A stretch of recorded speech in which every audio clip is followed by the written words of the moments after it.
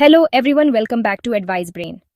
जैसा कि आपको पता है, हम आपके लिए जीएसटी और इनकम टैक्स के लेटेस्ट अपडेट्स वाली वीडियो लेकर आते हैं। ऐसे ही आज हम आपके लिए एक और वीडियो लेकर आ गए हैं और आज हम आपको बताने वाले हैं द 1 अप्रैल 2025 से फॉर्म 3CD में मेजर रिवीजन। और अगर आप हमारे चैनल पर नए हो तो चैनल को सब्सक्राइब करें, और अगर आपने पुराना वीडियो नहीं देखा है तो जरूर देखें। तो चलो बिना आपका समय वेस्ट किए वीडियो को शुरू करते हैं। Central Board of Direct Taxes (CBDT) ने द 28 मार्च 2025 को नोटिफिकेशन नंबर 23 2025 के चैनल से इनकम टैक्स 8th अमेंडमेंट नियम 2025 के तहत फॉर्म 3CD में कई अपडेट पेश किए। इन अमेंडमेंट्स का ऑब्जेक्टिव टैक्स ऑडिट रिपोर्टिंग में सुधार करना और प्रोफेशंस के लिए कंप्लायंस स्टैंडर्ड्स को बढ़ाना है। आइए विस्तार से चर्चा करें। फॉर्म 3CD क्या है? Form 3CD income tax act 1961 under section 44 AB के तहत नेसेसरी एक डिटेल्ड ऑडिट रिपोर्ट है। इसमें शामिल हैं पार्ट ए, जनरल इंफॉर्मेशन जैसे कि PAN, असेसमेंट ईयर और बिजनेस की प्रकृति। Part B, deductions, TDS, TCS, loans और अदर फाइनेंशियल लेन देन सहित कंप्लायंस रिलेटेड डिस्क्लोजर्स। और यह निम्नलिखित के लिए मैंडेटरी है। 1. ऐसे बिजनेस जिनका टर्नओवर 1 करोड़ रुपये से अधिक या 10 करोड़ रुपये है, यदि डिजिटल लेन देन 95% से अधिक या उसके बराबर है। 2. ऐसे प्रोफेशनल जिनकी सकल रिसीट्स 50 लाख रुपये से अधिक हैं। सेक्शन रेफरेंसेस के साथ मेन चेंजेस। आइए एक एक करके चर्चा करें। 1. पहला चेंज, न्यू सेक्शन 44 BBC पेश किया गया है। इसका ऑब्जेक्टिव क्या है? यह ब्रॉडकास्टिंग/टेलीकास्टिंग/स्पोर्ट्स अधिकारों से संबंधित धारा 44 BBC के तहत इनकम का शोज डिस्क्लोजर है।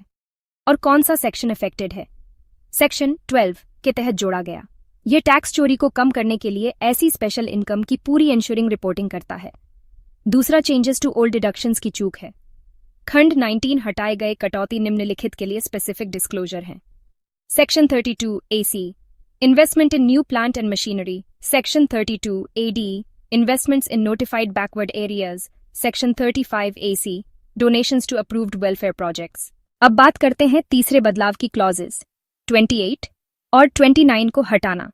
ये क्लॉजेस जो TDS नॉन कंप्लायंस क्लॉजेस 28 पर डिस्क्लोजर की आवश्यकता रखती थीं और क्लॉजेस 40B और 40BA क्लॉजेस 29 के तहत पार्टनर्स को भुगतान की परमिशन नहीं देती थीं को हटा दिया गया है। चौथा बदलाव, क्लॉजेस 22 में MSME रिपोर्टिंग को बढ़ाना है। अब प्रोफेशंस को MSME को बकाया पेमेंट और MSMED ACT के तहत डेडलाइन से परे बियॉन्ड डिलेड पेमेंट की रिपोर्ट करनी होगी। यह बदलाव प्रॉम्प्ट पेमेंट प्रैक्टिसेस को बढ़ावा देता है और MSME इंटरेस्ट्स की रक्षा करता है। पांचवां बदलाव, क्लॉज 23 में शेयर्स की रिपर्चेस है। क्लॉज 115 QA के तहत बायबैक्स बाय कंपनीज लेन देन के लिए रिपोर्टिंग शुरू की गई। यह रिपर्चेस से संबंधित टैक्स लायबिलिटीज का इंश्योर्ड डिस्क्लोजर करता है।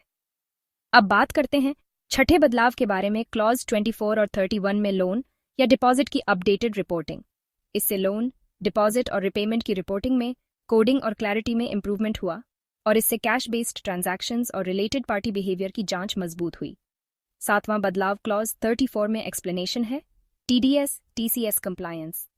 इससे उन सेक्शंस पर डिटेल्ड रिपोर्टिंग मैंडेटरी हो गई है जहां सर्टिफिकेट्स या छूट के कारण कोई टैक्स नहीं काटा गया। इसका ऑब्जेक्टिव 0 या कम कटौती सर्टिफिकेट्स के मिसयूज को रोकना है। अब बात करते हैं कि टैक्स पेयर्स और ऑडिटर्स पर क्या इफेक्ट पड़ेगा। ये चेंजेस मोर डिटेल्ड और समय पर डिस्क्लोजर की मांग करते हैं। स्पेशल फॉर्म से MSME और स्पेशल इनकम के संबंध में टैक्स प्रोफेशनल्स को नॉन कंप्लायंस के लिए सेक्शन 271B के तहत पेनल्टी से बचने के लिए अकॉर्डिंगली अपनी ऑडिट प्रोसीजर्स को अपग्रेड करना चाहिए। तो यह सब द 1 अप्रैल 2025 से फॉर्म 3CD में मेजर अमेंडमेंट्स में चेंज के बारे में है। अगर आप लोगों को यह वीडियो हेल्पफुल लगी हो तो वीडियो को लाइक करें, सब्सक्राइब करें। अगर आपको कोई डाउट है तो हमें कमेंट बॉक्स में जरूर बताएं। धन्यवाद और आपका दिन शुभ हो।